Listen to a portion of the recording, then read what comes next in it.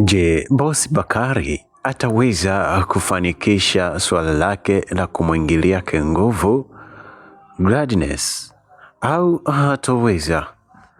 Kumbuka tulikuwa tumeishia hapo na nitakukumbusha, lakini hii ni Vam TV Online. Hakikisha tu una subscribe YouTube na unatufollow katika mitandao mingine kama Instagram, Facebook na TikTok. Utakometisha hivyo. Kubwa, usiache kulike na kutoa maoni yako juu ya hii simulizi ambayo inakwenda kwa jina la Aliniacha Baada ya Kupata Utajiri. Kwa nini alimwacha? Basi twende nalo. Lakini kwa watazamaji wa Facebook, hiki ni kipande cha 3 na YouTube hiki ni kipande cha 2. Twende tuungane pamoja. Hakikisha tu unanisapoti kwa kushare na kulike. Mungu akubariki. Twenza tukumbushie tulipoishia. Bosi Bakari hakujari zaidi ya kunivuta na kuanza kuniparamia kwa nguvu, na alikuwa na nguvu sana. Alinikamata kwa nguvu na kuvuta sketi yangu na akaweza kuivua, ambapo nilianza kujitoa kwake kwa nguvu, ambapo nilishindwa na akaweza kuniangusha chini. Hapo ndipo tulipokuwa tumeishia. Tuendelee sasa.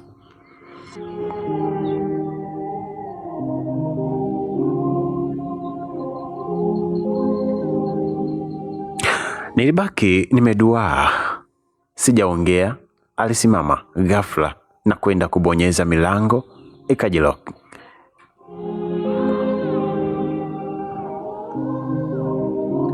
Alinikandamiza pale chini na kuanza kunishika tena kwa nguvu. Nilijitoa kwake nikashindwa, kutokana na yeye kuwa na nguvu kubwa.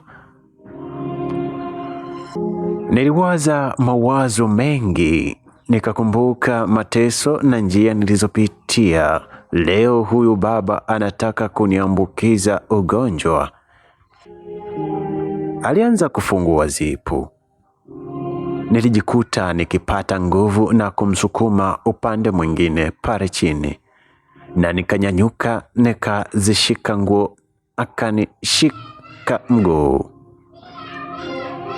Nilijitoa mguu kwake na kukimbia lia mlangoni, na nikaanza kupiga mayowe.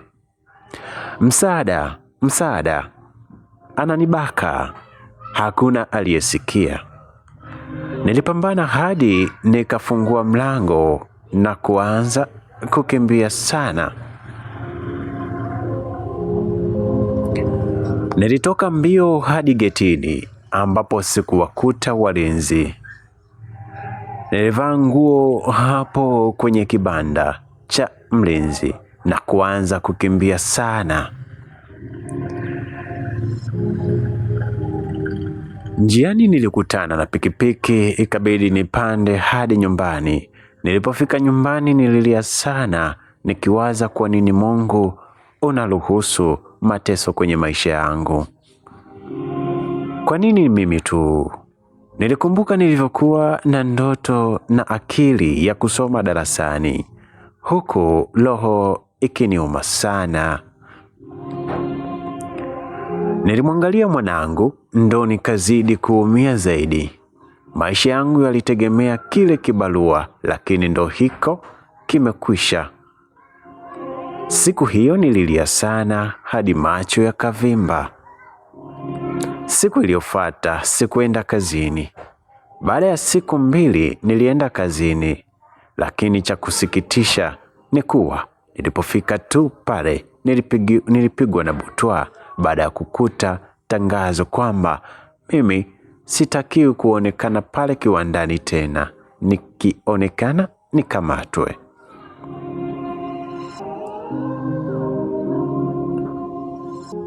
Sikujua nguvu ya walimwengu mwenzenu.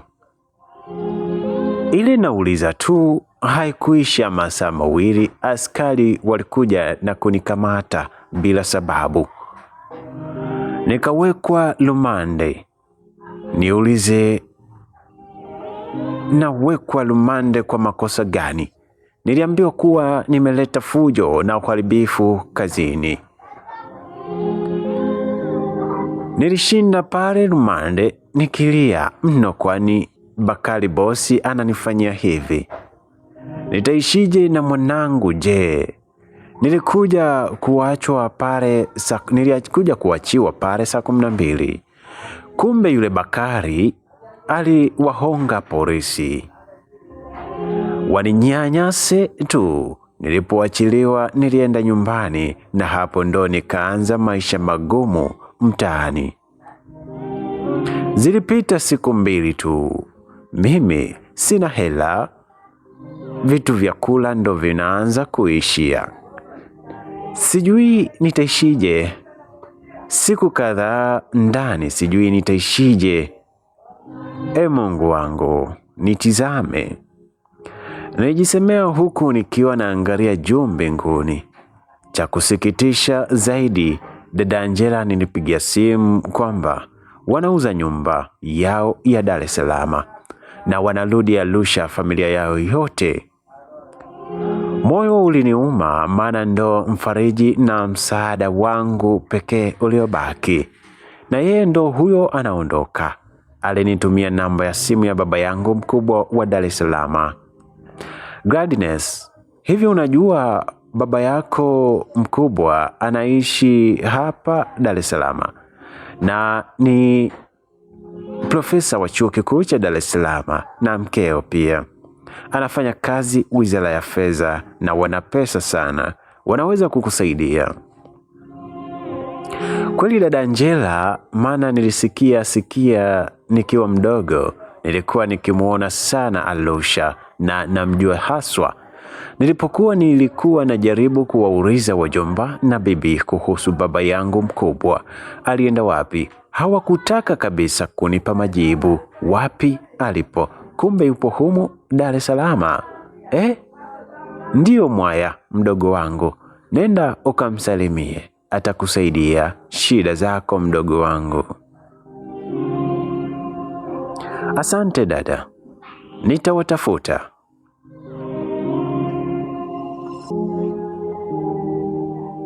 Nilivyopata namba ya baba mkubwa, nilishukuru Mungu sana kwamba kukuwa mimi ni yatima, angalau sasa nimepata pa kukaa kwa baba yangu. Naweza kumchukulia kama baba yangu wa kunizaa.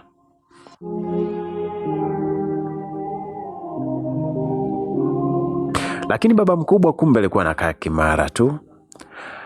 Nilichunguza hadi nikapajua kwake, na pia kwa msaada wa dada Angela kupitia maelezo ya simu. Siku moja Alhamisi, nikaamua niende hadi Kimara kwake. Nilipata shida sana, maana mpaka niweze kupafikia nyumbani kwake nilipata changamoto mingi, ilibidi niulize sana. Hatimaye nilifika kwake. Ilikuwa ni nyumba ya kifahari yenye geti na ukuta wenye nyaya za umeme na kiwanja kikubwa. Ilikuwa ni nyumba ya kifahari saswa, na kulikuwa na mlinzi getini. Na nilipofika getini nilikuta mlinzi getini. Nilimsalimia na kujitambulisha kwake na kumuuliza kama nitapata nafasi ya kuongea na baba mkubwa. Yule mlinzi aliniambia sawa, nimekuelewa, ngoja nimpigie.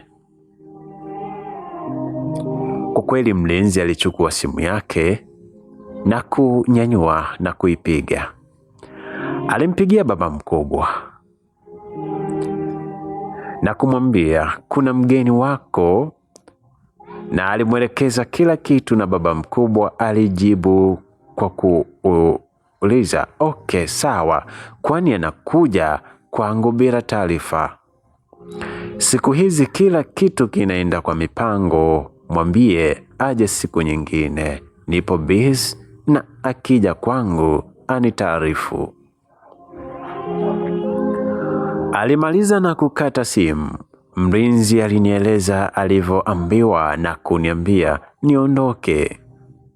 Ilibidi nigeuze na mwanangu huku jua likituwakia. Nikikumbuka naliaga tu. Fikiria, umetoka Gongo la Mboto mpaka Kimara, halafu unarudishwa getini. Moyo uliniuma sana. Niliondoka nikiwa na njaa sana na kurudi Gongo la Mboto usiku huo. Nililia na nililala kwa mawazo sana, na nikaapa kwamba lazima nirudi tena kwake, na labda ni mazoea ya baba mkubwa kwa kuwa alikuwa profesa na mtu mashuhuri, labda ni kanuni zake hizo. Nilijipa moyo. Siku iliyofuata, Ijumaa, niliona ni bora nimpigie simu nimjulishe kwamba nitakwenda kwake. Nilipiga simu mara 5, hakupokea. Simu ilipofika mchana, alipiga simu na kuniuliza kuwa mimi ni nani. Nilijitambulisha. Badala ya kufurahi kunijulia, alianza kunifokea na kuniuliza kwa nini napiga simu mara kwa mara. Je, sijui kuna muda wa kazi? Nilimwomba msamaha na kumuarifu dhumuni langu na kumuambia nakuja kwake. Alinikaribisha. Niliondoka na nilifika kwake saa 10 na nikakaribishwa hadi ndani. Nilikuta msichana wa baba mkubwa ambaye aliitwa Grace. Huyu ni kama alikuwa rika langu, ila yeye alinizidi tu kama mwaka. Ungemfananisha na mimi ungecheka tu, maana mimi sasa, kutokana na kupigwa na maisha, wakati mwenzangu yeye alikuwa ni mtoto wa kishua haswa. Nilimsalimia na akaitikia pwani na kuanza kunipandishia na kunishusha. Akaondoka zake. Bahati nzuri kulikuwa na dada wa kazi pale ambaye alinipokea na kuyaweka mabegi yangu moja ya chumba kimoja pale. Yule Grace wa baba mkubwa hakuongea na mimi zaidi ya kunitizama mimi na mwanangu kama kinyatu. Baadaye aliondoka zake. Nilikaa pale hadi saa 2 usiku nikimsubiri baba mkubwa na mama mkubwa warudi. Kulingana na yule dada wa kazi, alisema walikwenda matembezi na familia yote isipokuwa Grace ndo hakuambatana nao. Ila Grace alivyoondoka zake jioni, aliwafuata huko matembezi. Mimi na yule dada wa kazi tulipeleka hotpot za vyakula dining, tukisubiri waje tule wote mpaka saa 3 kamili.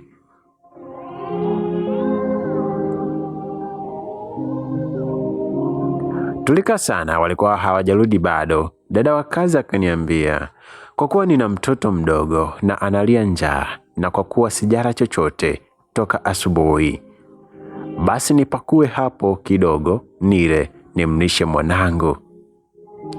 Nilipakua kiasi kidogo na kuanza kula mimi na mwanangu mchanga.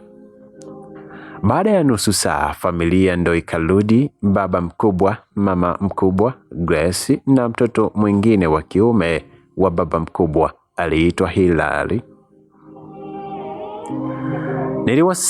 Nilivyoona tu nilisimama nikawasalimia. Cha ajabu, baada ya kuwasalimia yule mama alianza kuongea kwa hasira. Sijui mijitu mingine ikoje. Unakuja kwa watu, mtu wenyeji hawajara, unaanza kujipakulia chakula na kula. Sijui hii ni tabia ya aje. Ikome, na mtu akija kwangu afate utaratibu. Maneno ya huyu mama yaliniumiza sana. Yule Grace alianza kuongeza maneno naye. Tena wakome kweli. Watu wanaleta njaa zao kwetu. Mama, ongeza volume.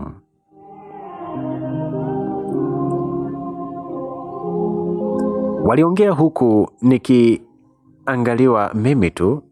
Niliumia sana. Kwani nasimangwa na chakula? Je, kosa langu ni lipi? Baba mkubwa hakuongea kitu zaidi ya kuendelea na mambo yake. Pale sebuleni nilijikuta nikiumbulika sana, na hisia kali na machozi yakaanza kunilenga-lenga. Nilimnyanyua mwanangu na kuondoka naye hadi chumbani, ambapo nililia sana kwa uchungu. Nilimuuliza Mungu, kwa nini unayaruhusu haya kumbe? Kwa nini ni mimi tu? Kwa nini uliwachukua wazazi wangu? Kwa nini Mungu? Kila kitu kwangu ni mateso. Nililia sana. Faraja ambayo nilitarajia ningepata kwa baba yangu mkubwa imegeuka machozi na huzuni kwangu. Mwanangu naye alikuwa hata hajashiba vizuri, naye alikuwa akilia, maana alikuwa anaumwa sana. Yule dada wa kazi alinifuata chumbani na kuniambia, kimya, pole sana dada wazoee tu, hii nyumba ndivyo walivyo, si mama, si watoto, hawana huruma kabisa. Wanajiona sana kwa kuwa wana pesa na kila kitu. Nimekuletea huu wali kidogo, ule mwaya. Pole sana. Yule dada wa kazi aliniletea wali kidogo kule chumbani kwa siri. Nilimshukuru, nikampa mtoto. Usiku ule niliwaza kwamba natakiwa asubuhi nimweleze baba mkubwa hali yangu ya kimaisha na kuomba msaada kwake wa kifedha kidogo tu, niweze kujikimu au hata mtaji nifungue biashara. Nililala huko nikiwa na mawazo sana hadi nikapotelea usingizini. Cha ajabu, saa 12 asubuhi nilikurupushwa na yule mama akiongea mlango kwa hasira sana. Hey, amka, wake up, aliongea kwa hasira kubwa sana. Nilijiuliza kulikoni. Nilifungua mlango tu hivi uso kwa uso na mama mkubwa akiwa amefula kwa hasira sana usoni. Akaniangalia kwa hasira mno. Hapo ndo nilihisi dunia haina huruma. Nilianza kulia. Aisee, hatari. Kwa watazamaji wa Vam TV Online Facebook, niseme hiki ni kipande cha 3, kimeishia hapo. Utapenda kujua nini kiliendelea, basi endelea kujiunga nami YouTube ili uweze kupata simulizi ndefu. Basi wapenzi wasikilizaji wa simulizi hii YouTube, wacha tuendelee pamoja sana. Hii ni Vam TV, hakikisha una share na kulike. Aliniacha baada ya kutajirika, twenzetu. Usiku ule niliwaza kwamba natakiwa asubuhi nifanye. Niliwaza sana hadi kulala usingizi. Hapo ndipo tulipokuwa. Alinitazama kwa hasira na kuanza kuniambia, nimekuja kwake kulala. Unadhani hapa ni guest au hoteli au bar? Wanaokuja kwake watu wote hawalali bali hufanya kazi. Hivyo kama nikija kwake nijihisi ugeni si kitu, nikafanya kazi na dada wa kazi kule. Nilijikuta naumia sana. Sikuwa na neno kwa sababu ukiwa hauna kitu unakuwa hauna neno zaidi ya moyo kuumia. Ukifocus basi wejua ni mwenye kiusa kweli. Kwa kuwa nilikuwa na shida, ilibidi nifate alichoniambia tu. Nilimfuata dada wa kazi jikoni na kuanza kujishughulisha na kazi naye jikoni. Yule mama alikuwa na roho mbaya sana. Baadaye familia yake iliamka na tukawa tayari mimi na yule dada wa kazi tushaandaa breakfast ya asubuhi. Familia ilijumuika dining. Mimi na yule dada wa kazi tulinywa chai jikoni. Haikupita dakika 2 nikaitwa, nikaenda kulikoni. Yule mama mkubwa aliniita na kuniambia kuwa nimtoe mtoto wangu kwenye masofa yake, kwani atachafua masofa. Mwenzenu ilinibidi nimtoe mwanangu pale na kwenda naye mule jikoni. Baada ya breakfast, baba mkubwa alikuwa kwenye uwanja wa mjengo wake akijisomea gazeti la siku hiyo. Lilikuwa gazeti la The Guardian. Nakumbuka ndipo nilipomfuata na kuanza kumweleza hali ya maisha yangu na familia, jinsi nilivyoishi kwa wazazi wa Brian na mateso walionipa, na ishu ya kazi za kiwandani na jinsi nilivyofukuzwa kisa kutakwa kimapenzi na bosi. Baada ya kumweleza yote hayo, baba mkubwa aliniuliza, "Okay Gladness, umenieleza mengi binti yangu, nikusaidie nini?" Nilimwomba nisaidie walau hata mtaji, nifanye biashara hata ya kuuza maji nitamudu, au hata biashara ya mama ntilie. Baba mdogo aliniangalia akaniambia, "Binti, mimi mpaka hapo nilipambana mwenyewe. Marehemu baba yako alikuwa akiendekeza pombe tu badala ya kuwaza maendeleo. Ona sasa, wazazi wako wamekufa, wamekuacha yatima bila kuacha chochote cha maana duniani. Ona sasa, unatangatanga tu." Binti akashaanza umalaya toka shule huko, akabeba mimba na akazaa. Wewe ni kimeo, ndo maana hata pale chuo kikuu nikiwapa wanafunzi lecture huwa wananiambia kuna wajinga wengi tu, mapenzi yaliwaponza, sasa wanalea mimba. Na aliniambia baba mkubwa kwa ukali na kunishambulia. Nilimjibu kwa upole, "Baba, upo sahihi, lakini sikuwahi kujihusisha na tabia mbaya shuleni.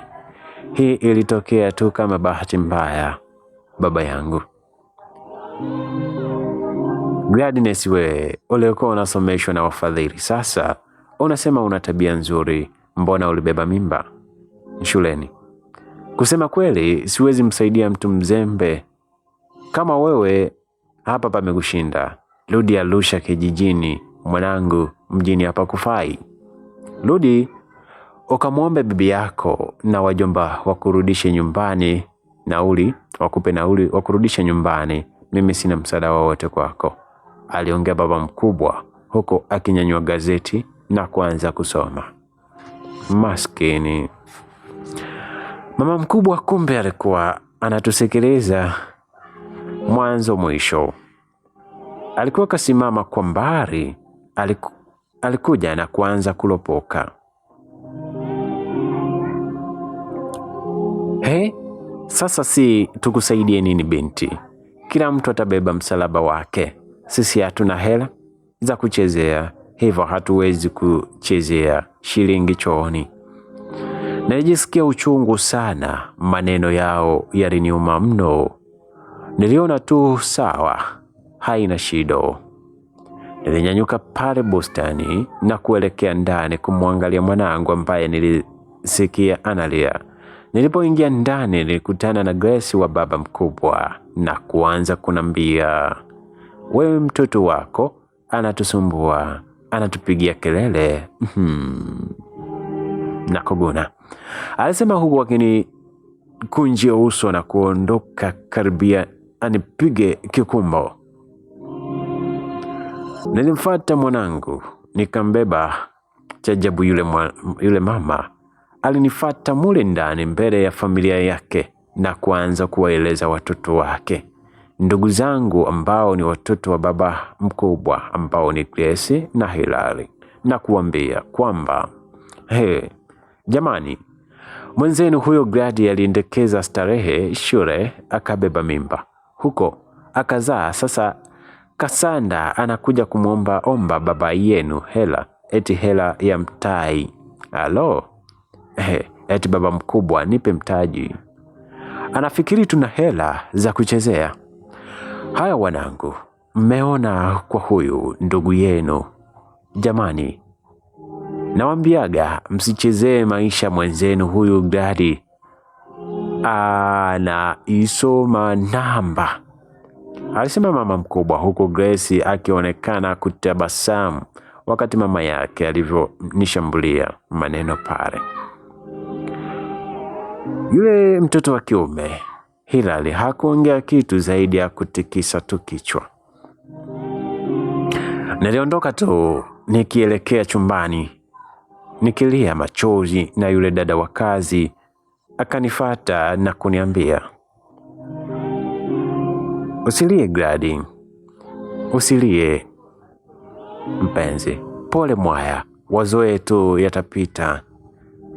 Nami nilimjibu huku nikilia, kila siku maisha yangu yananizidi kuharibika tu, na mambo ya kila siku yanazidi kuwa magumu tu, kwamba nilimkosea nini Mungu wa mbinguni? Mimi ni ndugu yao, lakini wananichukulia kama mnyama kabisa. Why me, Eloise? Niliongea kwa uchungu mno. Yule dada wa kazi aliniita moyo na kuniambia yatakwisha tu. Niliona bora niondoke tu. Niliwaambia kuwa nataka niondoke. Baba mdogo kaniuliza nitaondokaje kabla sijala chakula cha mchana. Baba mkubwa huyo kaniambia kabla sijala chakula cha mchana, maana saa ilikuwa imefika saa 6.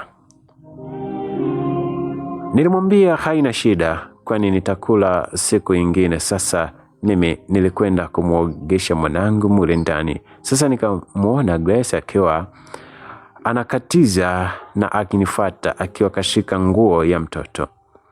Alinitupia ile nguo na kuniambia, nguo ya mwanao hiyo hapo, usisahau wakati unafungasha vitu vyako. Nilimuuliza tu, sawa Grace ndugu yangu. Lakini si hivyo ndugu yangu, tunapaswa kuishi vizuri. Nilivyomwambia hivyo alinichalukia na kuniambia, kwa hiyo mimi na wewe unajikomba kwetu kisa tuna pesa ukawalaumu wazazi wako na upambane na hali yako. Unakuja kutulilia shida hapa. Jamani,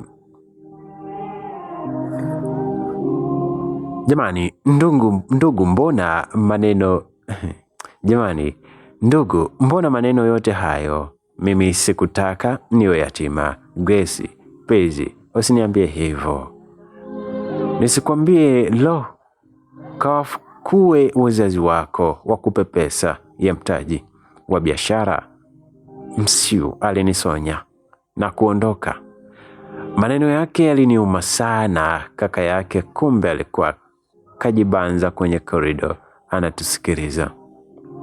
Nilisikia akimuita mdogo wake Grace na kumgombeza, kwani ananitolea maneno mabaya ya kunisimanga na kuniambia nikafukue wazazi wangu. Si kauli nzuri.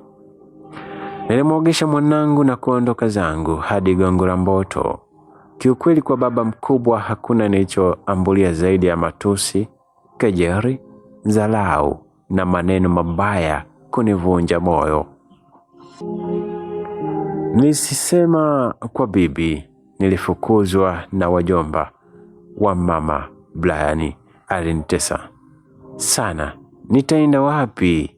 Niliona natakiwa niwaze zaidi, na niliona kwa kuwa nina mtu mmoja ananipenda, Brian. Niliona upendo wake unatosha kwangu. Nilipata wazo la kuuza vitu vyangu vya ndani ili nipate walau mtaji wa kuanzia. Niliuza viti na meza pamoja na redio, jumla nikapata shilingi 120,000. Niliona bora nianze biashara ya kuuza mandazi na chapati na maharage, na mtoto nilimpeleka hospitalini kutibiwa. Niliwaza kwa nini sikuwahi kuchukua uamuzi wa kupata hili wazo toka mwanzoni. Nilinunua unga wa ngano na maharage na mafuta na mengineyo. Nikaomba kibaraza cha mtu, nikaanza kazi ya kupika mandazi, chapati na maharage. Wiki ya mwanzo biashara ilikuwa ngumu sana. Nilitamani kuacha. Zilipita wiki 2, mambo yakaanza kubadilika. Watu wakawa wamenifahamu na kusema napika chapati nzuri sana.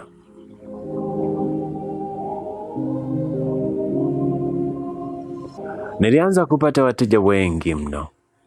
Asubuhi naamka toka saa 11 hadi saa 12. Ni mwendo wa kuchoma chapati na maharage na bandika. Nilianza kupata wateja wengi sana. Nilimaliza mwezi uliofuata. Niliendelea huku biashara ikienda kwa kasi sana. Nilimshukuru Mungu, walau nilianza kuona faida ya kipato kikiongezeka, kwani hadi sasa nikifika saa 6 mchana unakuwa umemaliza chapati na mandazi na maharage. Gladness nayo mengi ya kueleza.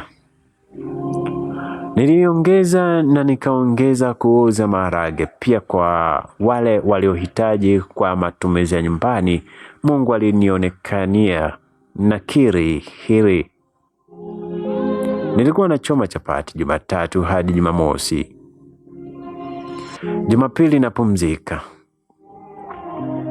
Maisha yaliendelea, lakini nikiwa naendelea na biashara, ghafla mpenzi wangu Brian alikuja kwangu na kudai ashamaliza form 6, na hivyo kwa sasa tujiachie mimi na yeye, kwani kwa sasa anasubiri matokeo ili afaulu aende chuo kikuu. Sikuweza kukataa, maana nilimpenda baba wa mtoto wangu, mtu niliyempenda kuliko chochote. Tulianza maisha huku nikiendelea na kazi yangu. Huko mbeleni nilianza kujuta, mwenzenu omdhanie ndiye, kumbe siye. Gladness kwa nini alijuta na kwa nini anasema omdhanie kumbe siye? Basi ni kwamba hii ni simulizi ya aliniacha baada ya kupata utajiri. Je, aliyemwacha ni huyo anaitwa Alex ambaye ni mpenzi wa Gladness na amemaliza form 6 sasa, au ni nani? Kubwa ni wewe una maswali mengi ya kujiuliza, mimi wote tujiulize na tutafakari, lakini kubwa utapata majibu kipande cha 3 katika YouTube na kipande cha 5 katika Facebook. Utapata majibu hayo. Nikusihi hakikisha tu una subscribe channel yetu ya Vam TV Online YouTube, lakini unatufollow katika mitandao yetu ya kijamii kama Facebook, Instagram, YouTube na TikTok. Itakuwa jambo heri. Like kisha toa maoni yako. Uwe na siku njema.